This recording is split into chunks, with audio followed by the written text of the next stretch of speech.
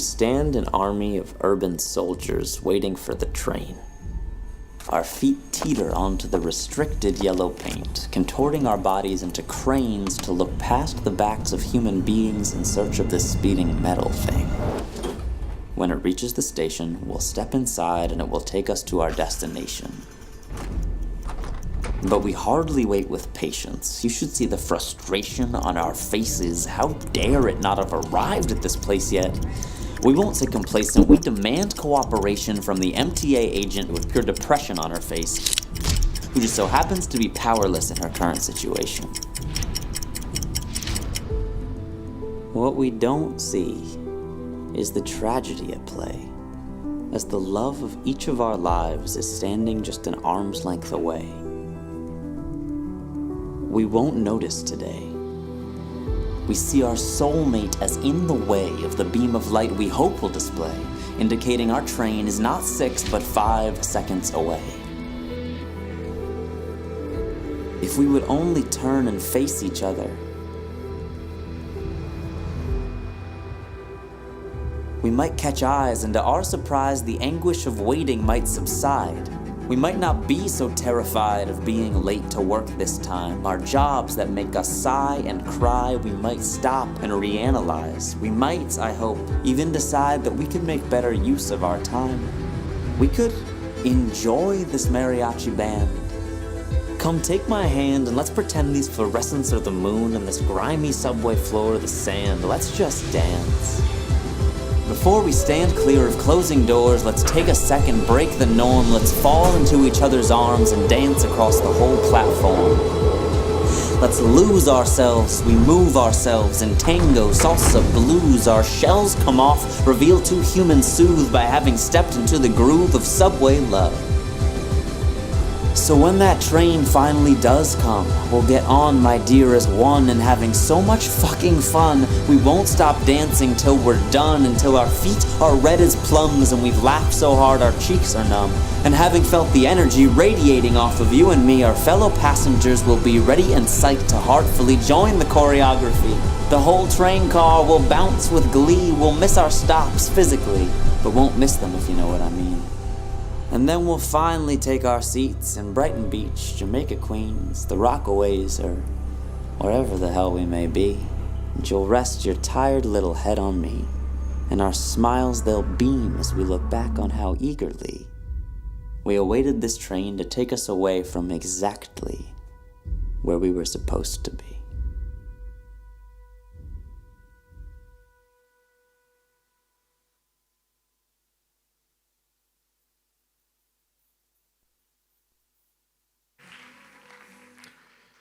So that has, in some ways, nothing at all to do with what I'm about to talk about, and in some ways, everything to do with what I'm about to talk about. And one way I'd like to start things off is if you could join me and take a deep breath in and out.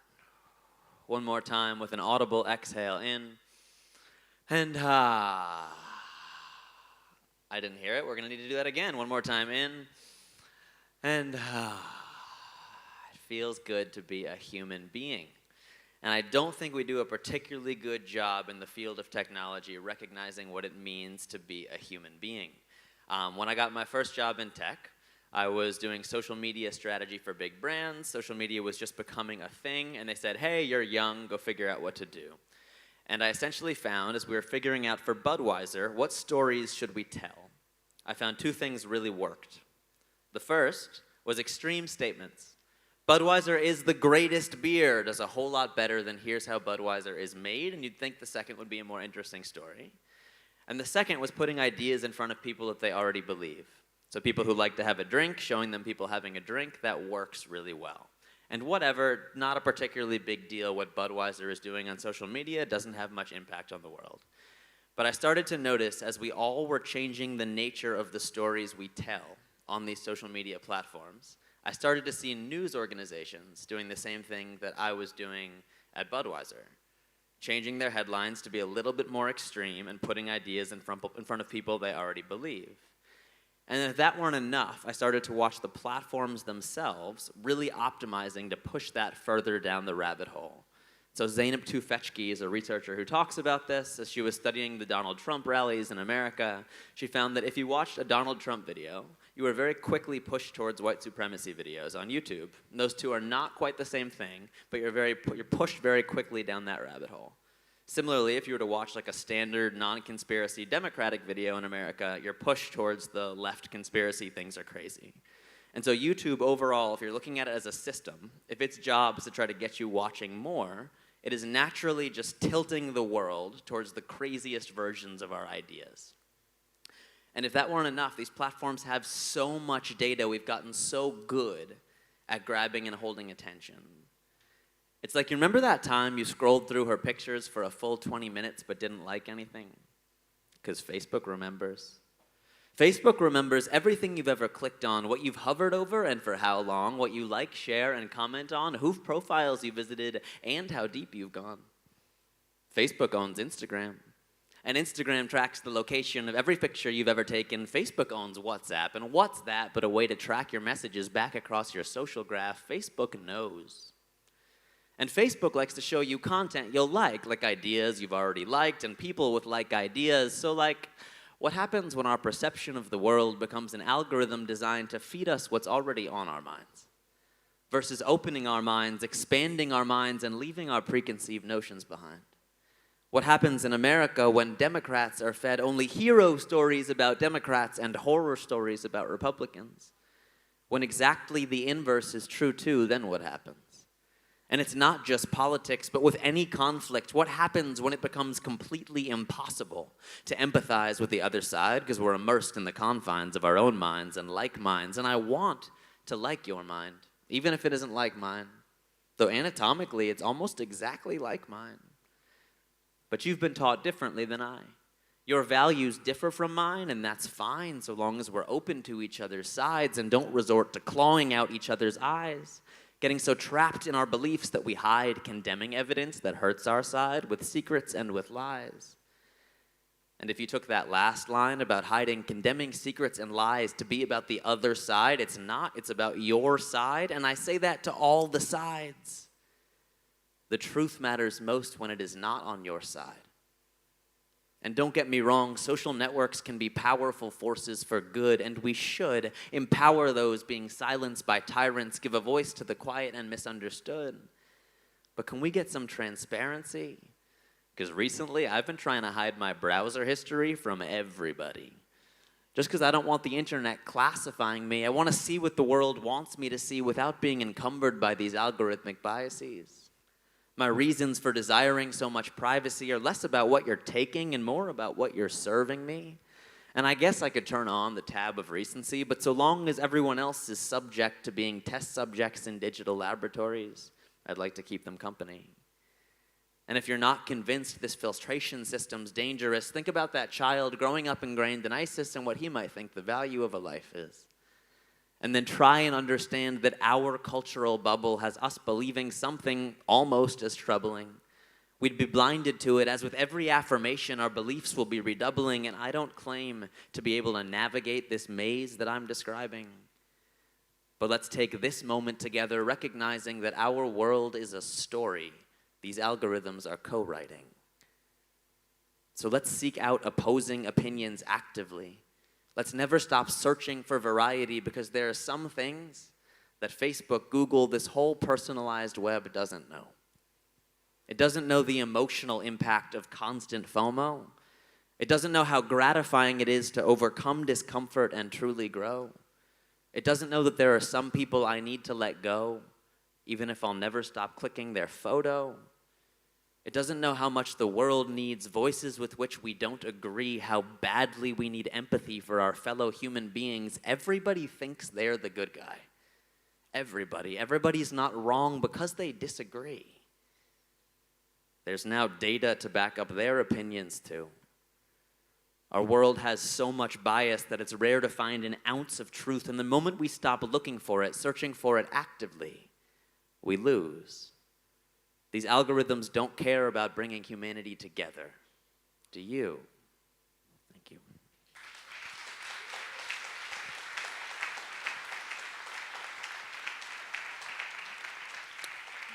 So I'd like to say that I've learned that and then left the tech world or started doing something different. Not exactly the case. It takes a long time, and we see our stories in hindsight.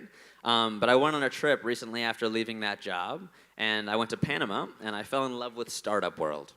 And all of a sudden, I had a friend who was starting a social media company, and I thought, oh, okay, I know social media. Maybe I can be in startup world and start a social media company with you.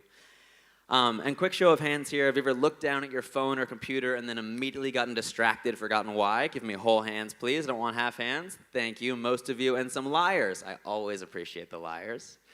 That was my job. I was designing notification structures for a startup to take you out of your world and bring you into mine. Because we were told that if we could hold your attention for 2 minutes or longer, then we had a valuable company. That's what investors told us. To raise our Series A at a high valuation, we needed 2 minutes of attention or longer. This was back in about 2014. And so all of my thoughts and all of the thoughts of my colleagues were about, great, how do we hold attention for as long as possible? Ooh, if we send you these notifications instead of those, that seems to work pretty well. Which of these likes should we show you first? Ooh, if we autoplay videos inside of our experience, we can hold your attention for about 10% longer. And so many decisions we're just going into that variable of how can we grab and hold human attention for as long as possible. And I started to realize that we don't wake up in the morning and think, how much time can I spend on Facebook and Instagram and Snapchat today? That's not our goal as humans, but there are 1,000 engineers on the other side of the screen whose job it is and are very good at keeping us coming back. And I realized that as architects of our digital world, we need to be better. Because we can be. And we can see that these systems have been designed with intricacy so that companies can keep our attention indefinitely. I don't want to keep crushing these fucking candies. I don't want these alerts to completely command me. I don't care if that panda bear is dancing. Well, maybe. With a hula hoop? Okay, this is fantastic. I have to share this with my 10 friends and 10,000 strangers. Caption, who wants to throw a panda rager? Great, let me go back about my life. For God's sakes, I'm trying to right swipe my wife. It's been 30 seconds and just 2 likes? Or is that just 2 for which I've been notified? Let me go back and check inside and see whose likes it tried to hide. They don't show them all. I wonder why. This panda's dancing. And another video plays after automatically. This one of a gopher that stage turns dramatically. It's like my attention is kept systematically raptured by algorithms that know exactly what I want. Or not what I want, just what I'll watch. And the people behind this intelligent design genuinely want to better our lives. But their bonuses just so happen to be tied to keeping time on site exceptionally high. And now even my news apps have been gamified. And what am I, not gonna click that one simple sex tip guaranteed to blow her mind? Wait, where was I? And why have I forgotten to look for the thing I was supposed to find? And my God, look at the time. It is shocking. But somehow, yes, Netflix, I am still watching. And I know. I should have more self-control. But just so we're clear, you just spent a couple $1 million producing this story designed to cut off at the end, leaving me wanting more. See, of course, I want to see what you have in store. See my cursor already waiting there on the screen floor as you tease the next hour in all of its glory, and you'll give it to me unless I actively abort. It seems this decision's already made for me. The countdown clock's moving. There it goes. 5, 4, 3. I need to sleep. But you made me want this more. This is not what I consciously signed up for when I hit play on one episode 6 hours ago. Architects of our digital world, you have more data, information, and control over our attention, the tools to tweak our emotions so we'll return to your experience. But is that what we should do? Or should you build digital tools so advanced they could actually enhance the world outside the device in our hands? Can you add so much value that it lets us put our phones back in our pants as fast as we possibly can?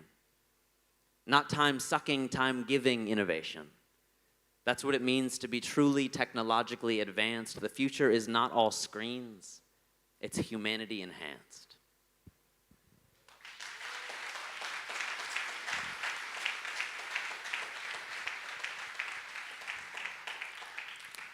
So I wrote that with a movement called the Center for Humane Technology. It used to be called Time Well Spent. This was a term coined by Tristan Harris, who was thinking, we're measuring so much about time spent. How do we grab and hold as much attention as possible and maximize time spent versus trying to imagine a new world of what could it look like if we were trying to measure time well spent. That phrase was then quickly co-opted by Facebook saying, great, we're measuring time well spent now. They decided to measure that as time well spent is watching more videos on Facebook with friends, right? That's time well spent. We have since changed our sort of branding towards the Center for Humane Technology. It's a group of former tech insiders who are deeply concerned with the direction of where we're headed. And ultimately, one thing that we think it's extremely important to understand at this juncture in time is that all of these problems that seem not related, addiction to devices, polarization, deepfakes, so many of the things we're like trying to put out fires, we're playing this infinite game of whack-a-mole. But these are all connected by the overall system of businesses trying to extract attention from us. And that concept of trying to extract attention from people is causing what we're coining for now as human downgrading. As we're upgrading all the data and technology, we're downgrading these parts of ourselves. And all of this is connected sort of under that one frame. And one more sort of personal example I want to give to you on that, and then I'll do one more poem and we'll call it a day and a beautiful festival, is that I've felt like I had a really good handle on like the addiction side of things until I broke up with my last girlfriend. And then all of a sudden, the one place that I still get to see her is inside, like we go from an open, honest, communicative relationship to the most bullshit possible way of interacting that we could possibly have on this social media thing. And I found this thing that I wasn't, I had a good relationship with it. And then all of a sudden, I just found myself totally enraptured.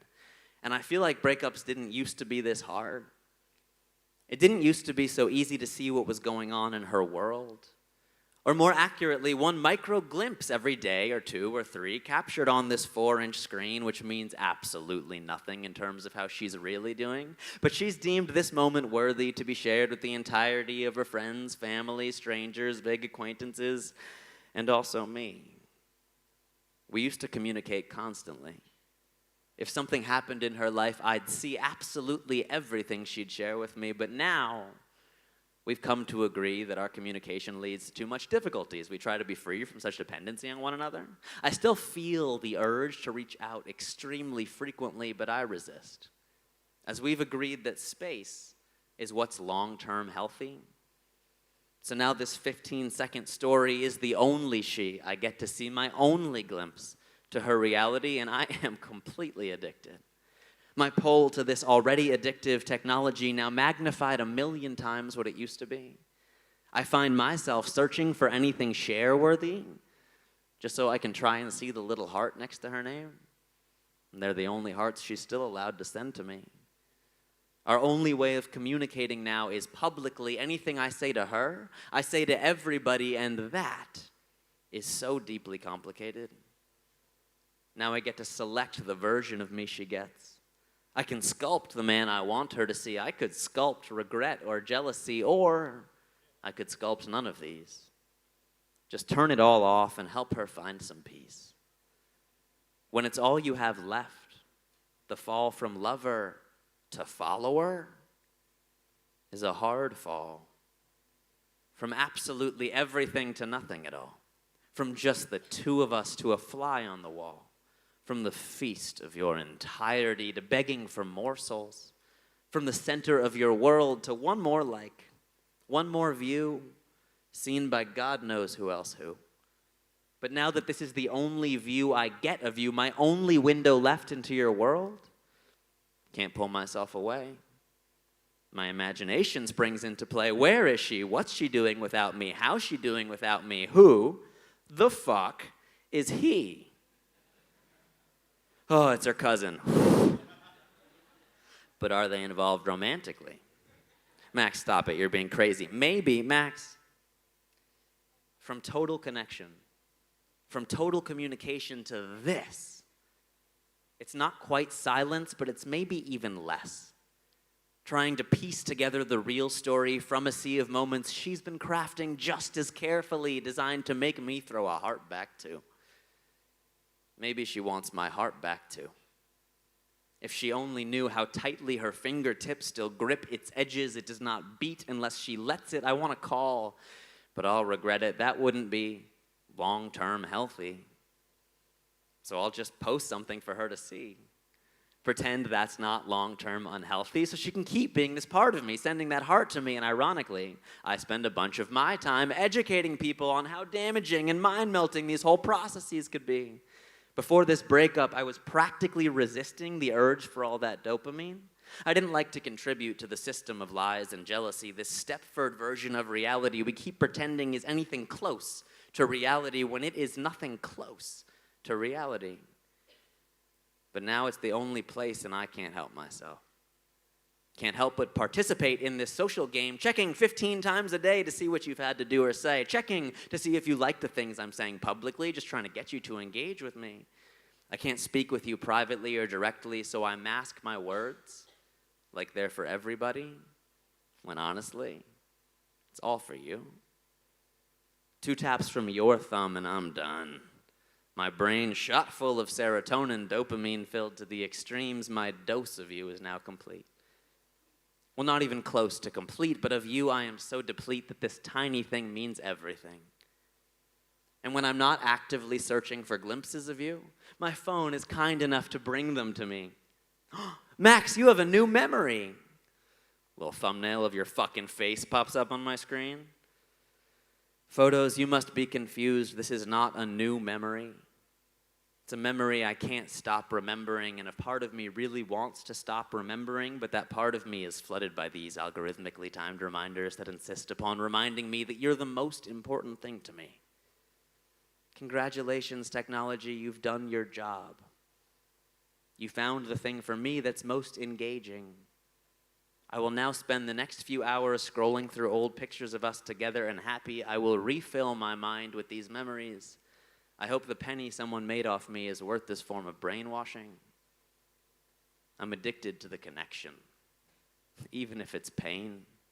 And no matter what she says or does, my feeling is the same. She's smiling and it hurts that she's happy without me. Then it hurts because I also want her to be. She's sad, it hurts she's also hurting. Alone, it hurts she's feeling lonely. With someone else, it hurts that it's not me. There's the part of me that loves the hurt it all gives me. So much more connected than feeling nothing would be.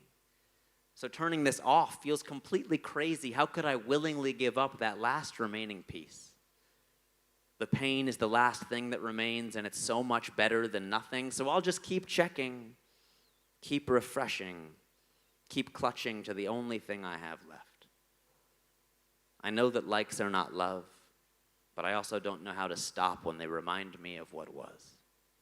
Thank you.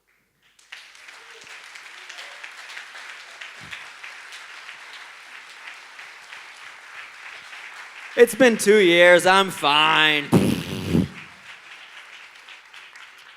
I'm going to share one more with you guys here. And ultimately, this all feels so critical to me, and I feel so impassioned by it because it feels like we're at one of the last moments. We're at one of the last moments where we can really decide what elements of our humanity do we want to value, do we want to enhance, do we want to build tools that bring out of us, and what don't we? Because ultimately, if we stick to what is measurable by clicking a button on a screen, we're not going to be measuring very much of what actually matters to people. And as we move towards new technologies like AR, VR, etc., tools that can be incredibly helpful in like training our humanness, we need to make sure we don't get lost in that world as well. And I was at Disney World as an adult, which is actually not an experience that I would recommend. And I watched the Disney movies growing up. I loved them. And they had this exhibit where you put on a VR headset, and you're inside all of these Disney movies that I loved as a kid. And there was, obviously many of you guys are familiar with VR. It's very engrossing visually. You have these headphones on that are soundproof, so I'm full on in it audio. And then I dive into The Little Mermaid, and they drop water from the ceiling. And I felt like I saw the future at Disney World, and it wasn't real. Or not like I know real. Not like we've defined real, but I dove into the virtual sea, and I felt the water splash across my face. I heard the ocean in my ears. I saw a mermaid singing right in front of me, and I could touch, well, right through her, Look at this stuff. Isn't it neat? And I can't be the only one to see the irony that she wants to be. Where the people are, I wanna see 'em dancing. But as a representative sample of supposed to be dancers, we're fine, thank you. Content here in our minds, thank you. Let's turn reality to channel 259, thank you. Walking around on those. What are they called? What are they called? Who remembers? Scene change to behind Aladdin and Jasmine on their magic carpet ride. And as I'm marveling at this new fantastic point of view, I realize love could live here too. I could build a whole new world with you, adventure with you, fly through skies of green and trees of blue, this shining, shimmering, splendid gift. Is now available for just $19.99 when Squarespace meets Oculus Rift. Scene change to the African plains to where Simba and Nala are playfully playing. So close that I'm literally part of their game, but I can't quite feel the wrestling. Not yet. But give it time, we're still developing. We'll make simulation much more like the real thing. You'll have complete control over everything because we just can't wait to be king. We just can't wait to rule over the worlds we create rather than participate in the one we share. And we'll be able to build our own world soon. Let's have tea in Morocco this afternoon. This evening, I'll build you a palace on the moon, and we'll sip soup on silver spoons, and for dessert, we'll have gravity removed. We'll float through the cosmos, the oxygen tubes, I've rejiggered the physics of Mars and Neptune to make them more suitable for you. Our minds' worlds have different rules. We're no longer bound by atmosphere. Nature's limitations wiped clear. You can turn people on and off in here. So by reality channel 8365, my world's only touched by those I decide. I'm completely immersed in the confines of my own mind, opposing ideas left swiped aside. But maybe eventually we'll come to find that we needed each other this whole damn time. Maybe this world we're the tiniest piece of has a system of balance we would never dream of, pushing us somewhere we won't consciously scheme of. Maybe we shouldn't have all this power. Maybe going forwards is backwards. Maybe we should go lie in the grass and make love without glasses, even if it hardly stimulates orgasm classic. I want to be where the people are, up where they walk, up where they run. Up where they stay all day in the sun. Sing it if you know it. Wandering free. Wish I could be part of that world. Thank you guys very much. I'm Max Stossel. Have a great night.